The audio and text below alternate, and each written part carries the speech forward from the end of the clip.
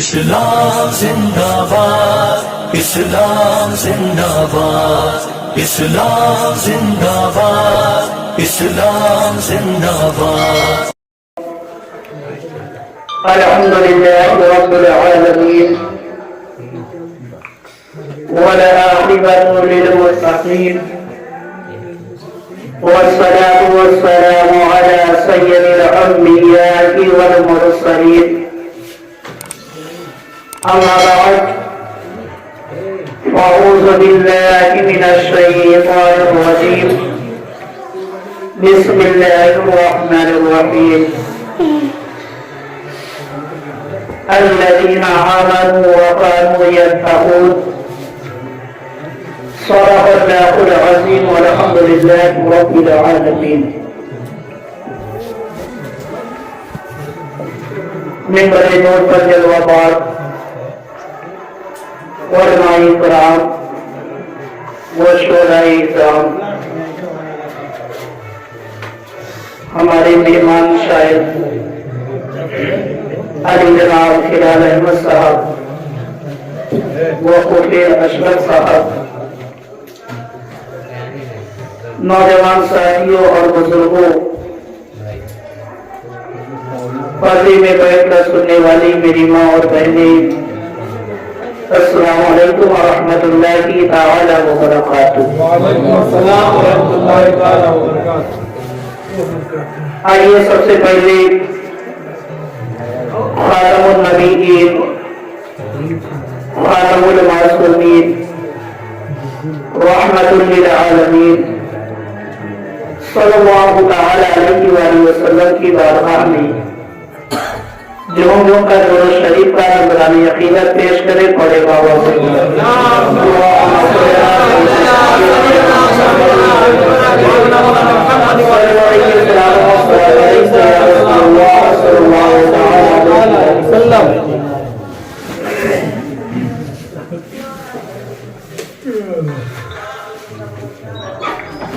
میرے مسلمان بھائیوں،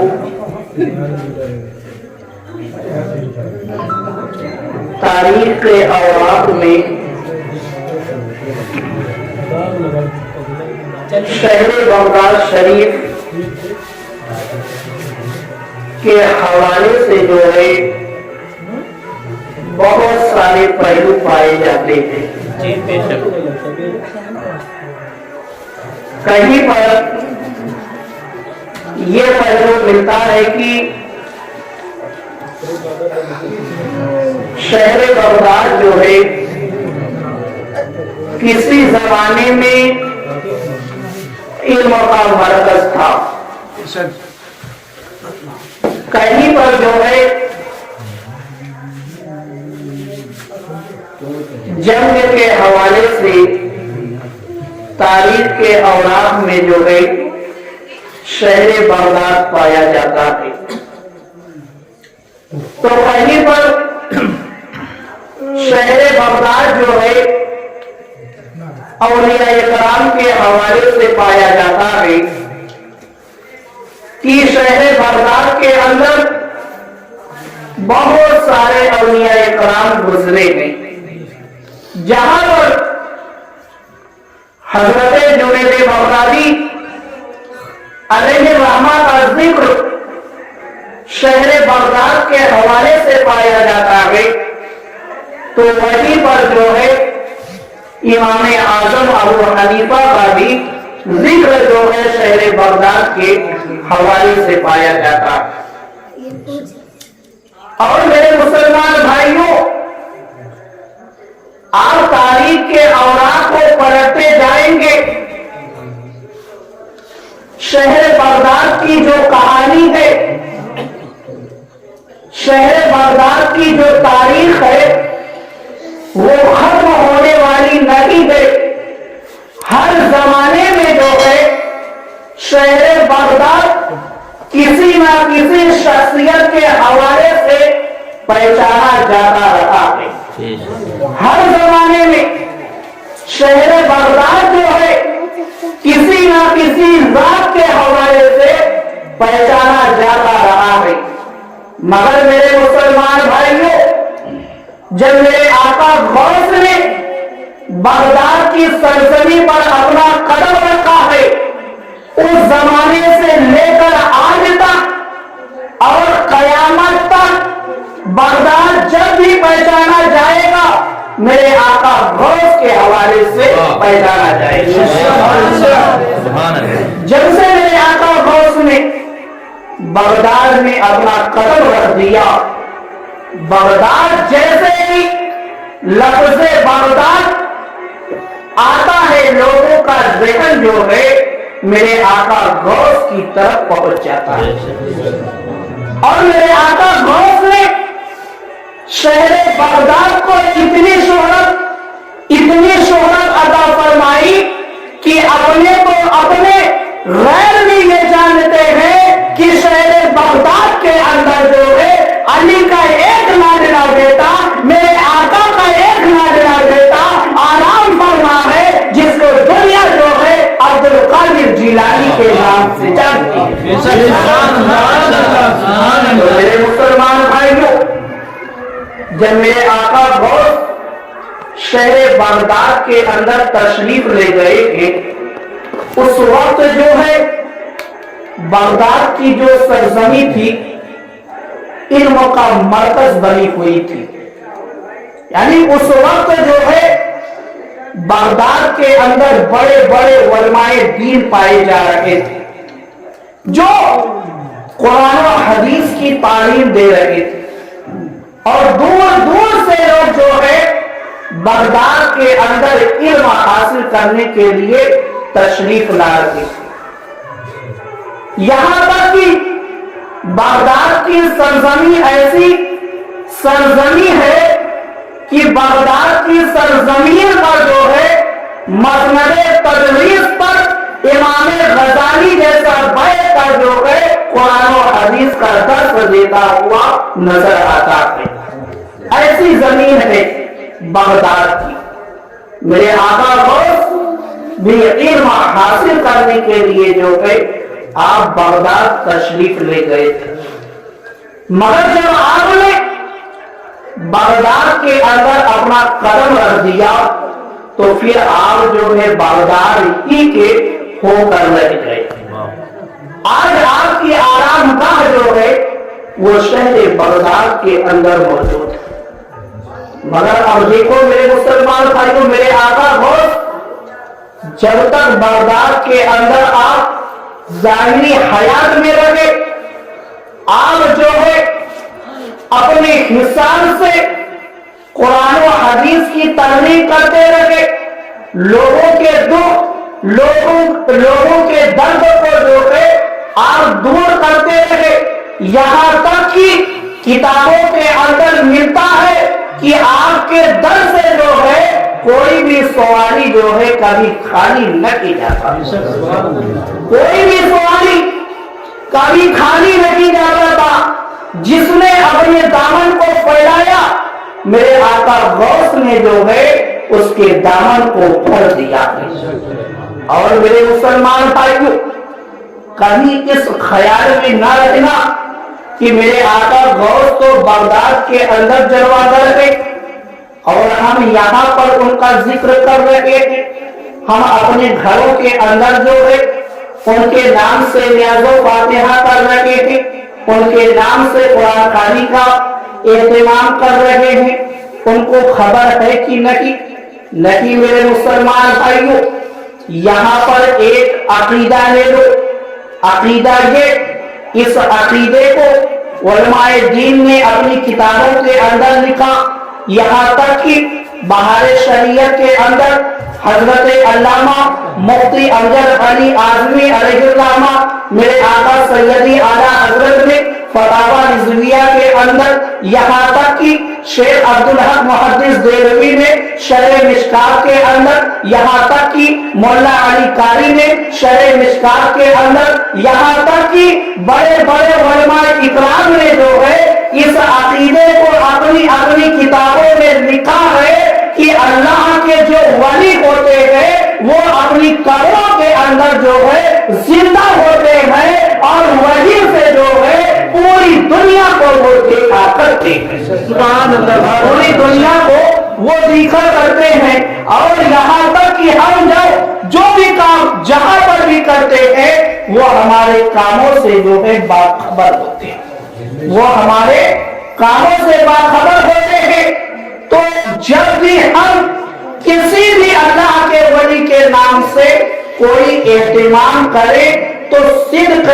نیت، اچھی نیت، اچھے ارادے کے ساتھ کرنا چاہیے تاکہ ہم کو اس کا فائدہ حاصل ہو، اور جب ہم اچھی نیت کے ساتھ کریں گے ہم کو بے شمار فائدہ حاصل ہوگا۔ اور میرے آقا غوث کا دربار تو ایسا دربار ہے کہ جہاں سے جو ہے کوئی سائل خالی لوٹتا ہی ہے۔ اور دیکھو میرے مسلمان بھائی،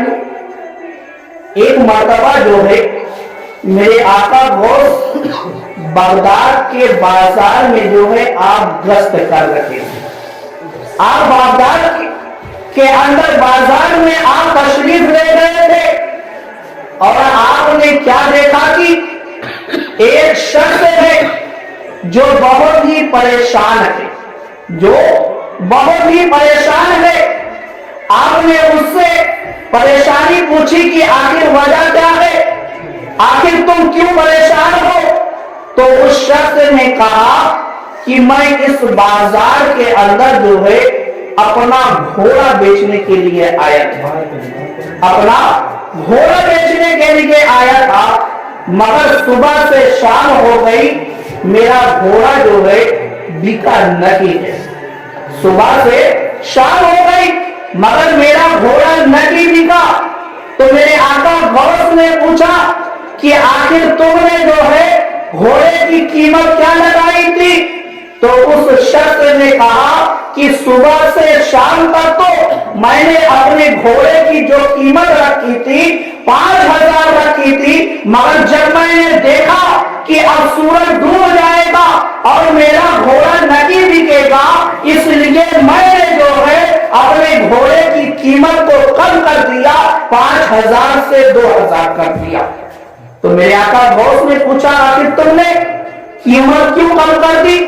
آخر وجہ کیا ہے؟ تو اس شخص نے کہا کہ یہ گھوڑا بیچنا جو ہے میرے لیے بہت ضروری ہے، کیونکہ 2 دن بعد جو ہے میری بیٹی کی شادی، 2 دن بعد میری بیٹی کی شادی ہے، اگر یہ گھوڑا نہیں بکا تو انتظام نہیں ہو پائے گا۔ اب میرے مسلمان بھائیوں، ہم اور آپ ہوتے تو مجبوری کا فائدہ اٹھاتے،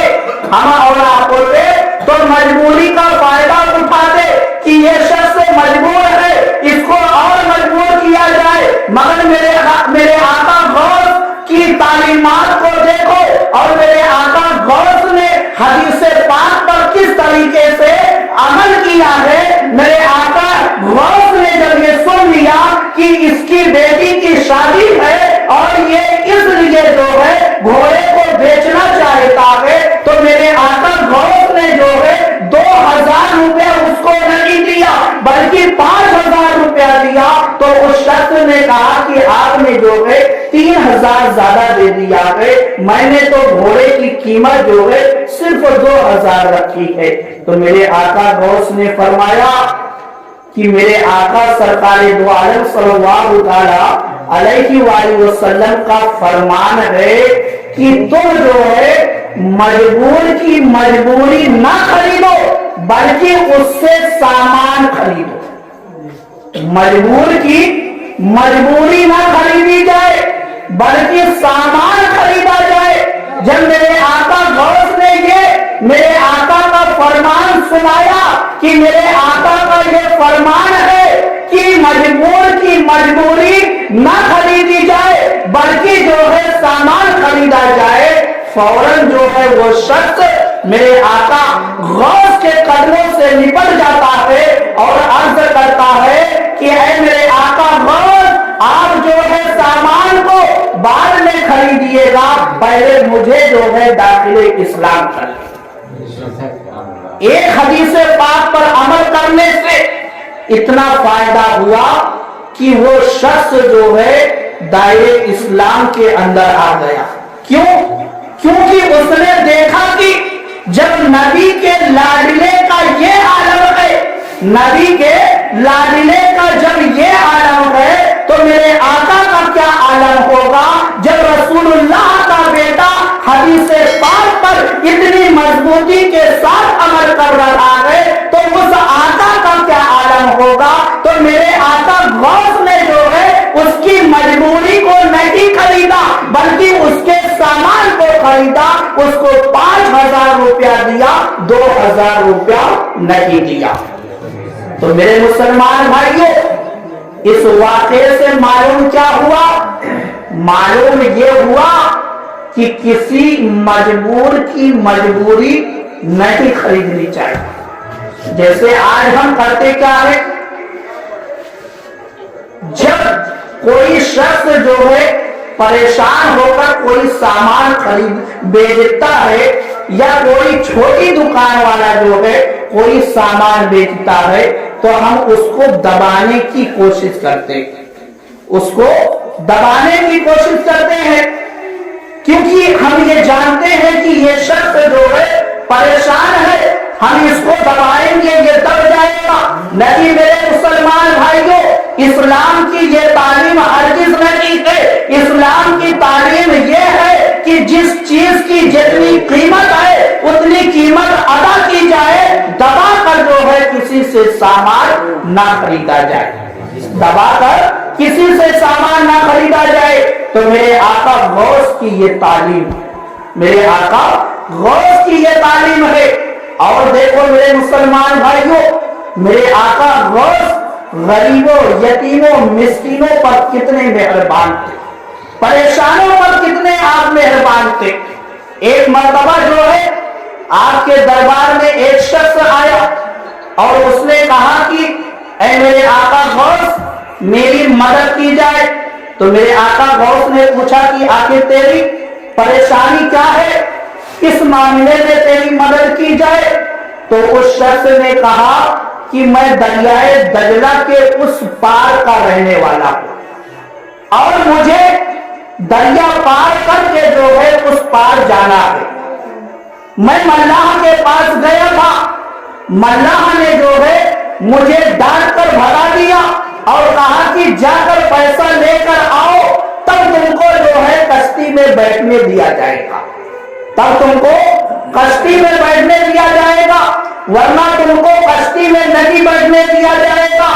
اے میرے آقا غوث، سورج ڈوبنے والا ہے، اگر میں دریا کے اس پار نہ گیا اور سورج ڈوب جائے گا تو ادھر ہی جو ہے پوری رات مجھے گزارنی پڑ جائے گی۔ اب اس شخص نے جو ہے زارو قطار روتے ہوئے اپنی فریاد کو میرے آقا غوث کے دربار میں رکھ دیا۔ ہم اور آپ ہوتے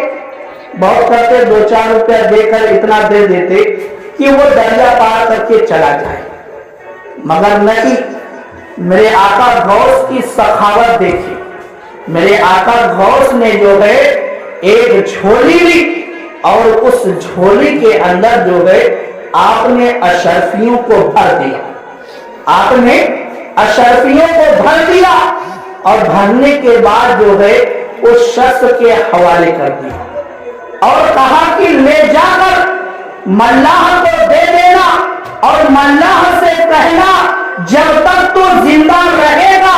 جب تک جو ہے تو کشتی چلاتا رہے گا، جتنے بھی مجبور غریب یتیم پریشان آئیں گے کسی سے جو ہے تو کرایہ مت لینا، سب کا کرایہ جو ہے میں دے رہا ہوں، اس کو تو اپنے پاس رکھ دے، اس کو تو اپنے پاس رکھ لے۔ یہاں پر میرے آقا غوث کی نظر عنایت دے کے، میرے آقا غوث کی نظر دے کے کہ آپ کہاں تک دیکھ رہے تھے اور آپ کہاں تک آنے والے لوگوں کی مدد کر رہے تھے، میرے آقا غوث نے کہا کہ میں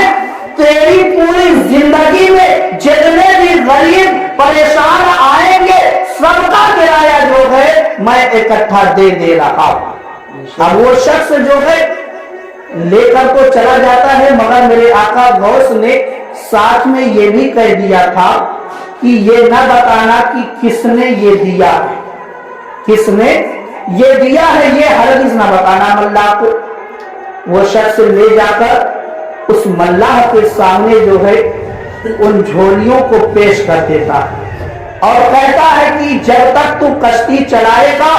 جب تک تو کشتی چلاتا رہے گا اور غریب یتیم مسکین آئیں گے، ان کو جو ہے آج کے بعد تو کبھی منع نہ کرنا، ڈانٹنا نہیں، سب کو جو ہے دریا پار کرا دینا، سب کو دریا پار کرا دینا۔ اب میرے مسلمان بھائیوں، وہ ملاح پریشان ہو گیا،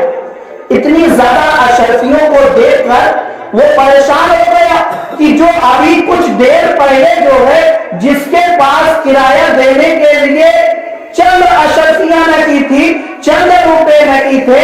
اتنا زیادہ روپیہ کہاں سے اس کے پاس آ گیا، اشرفیاں کہاں سے اس کے پاس آ گئی؟ اس شخص نے کہا کہ اے شخص، یہ اشرفیہ تجھے کہاں ملی؟ تو اس شخص نے کہا کہ اس سے تجھے کیا غرض ہے، تو اس کو اپنے پاس رکھ اور جو میں کہتا ہوں اس پر تو عمل کر۔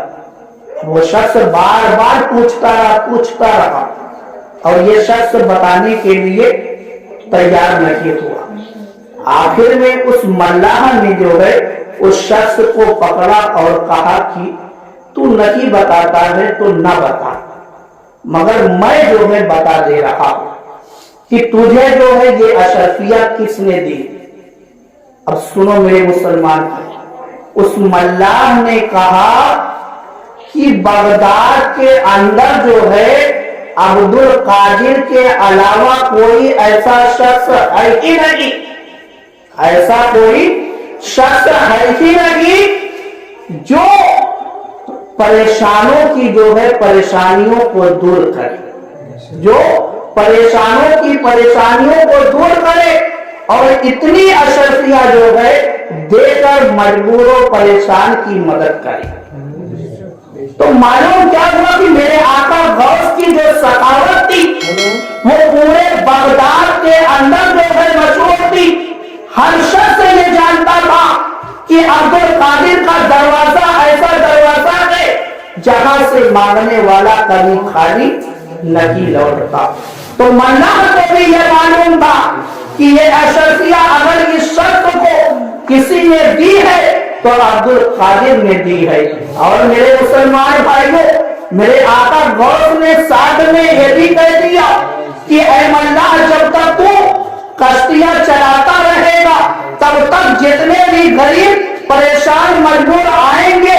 سب کا کرایہ اس کے اندر ہے۔ تو معلوم کیا ہوا کہ میرے آقا غوث کے علم میں یہ بھی چیز تھی کہ اس کی کشتی میں جو ہے کتنے مجبور بیٹھیں گے، کتنے پریشان بیٹھیں گے، کتنے یتیم بیٹھیں گے، کتنے مسکین بیٹھیں گے۔ اس لیے میرے آقا غوث نے جو ہے سب کے کرایوں کو ایک ساتھ ادا کر دیا، یعنی جتنا بھی کرایہ بنتا تھا سب کے کرائے کو جو ہے میرے آقا غوث نے ایک ساتھ ادا کر دیا تاکہ جو ہے کسی پریشان کو پریشانی نہ ہو، کسی پریشان کو پریشانی نہ ہو۔ اور میرے مسلمان بھائیوں، میرے آقا غوث کو تو اللہ تعالیٰ نے ایسی طاقت، ایسی قوت عطا فرمائی تھی اور ایسی قوت عطا فرمائی، میرے آقا غوث خود قصیدہ غوثیہ کے اندر موجود ہے کہ میرے آقا غوث فرماتے ہیں کہ میں سارے عالم کو، یعنی دنیا کے اندر جتنی بھی چیزیں ہیں سب کو جو میں اس طریقے سے دیکھ رہا ہوں جیسے ہتھیلی پر رائی کا دانہ، جیسے ہتھیلی پر رائی کا دانہ، یعنی آپ سے کوئی بھی چیز جو ہے پوشیدہ نہیں۔ جو ہم اور آپ یہاں ذکر کر رہے تھے،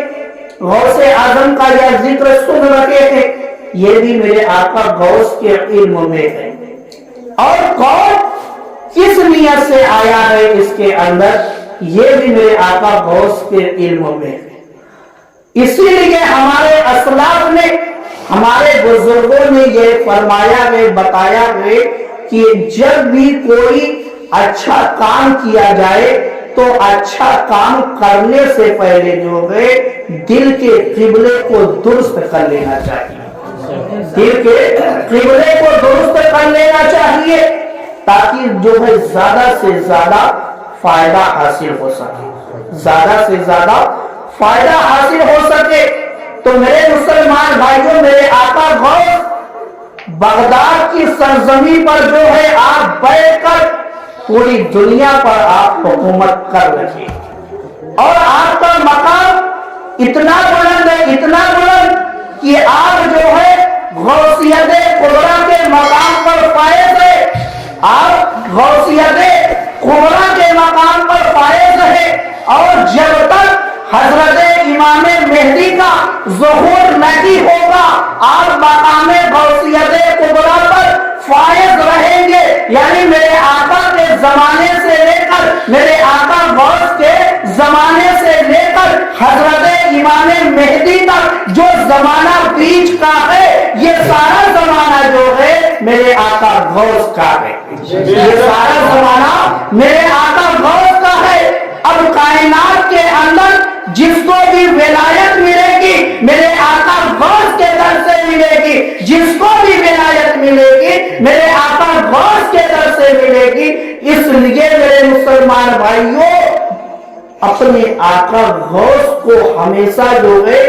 راضی کرنے کی کوشش کرنی چاہیے۔ فائدہ کیا حاصل ہوگا؟ فائدہ یہ حاصل ہوگا کہ میرے آقا غوث جو ہے وہ اللہ کی بارگاہ میں بھی مقبول ہے اور میرے آقا کی بارگاہ میں بھی مقبول ہے۔ اگر میرے آقا غوث ہم سے راضی ہو گئے اور انہوں نے ہمارے لیے اپنے ہاتھوں کو اٹھا دیا تو ہماری دنیا بھی سنور جائے گی اور ہماری آخرت بھی سنور جائے گی۔ اللہ تعالیٰ کی بارگاہ میں دعا ہے کہ مولا تعالیٰ ہم سب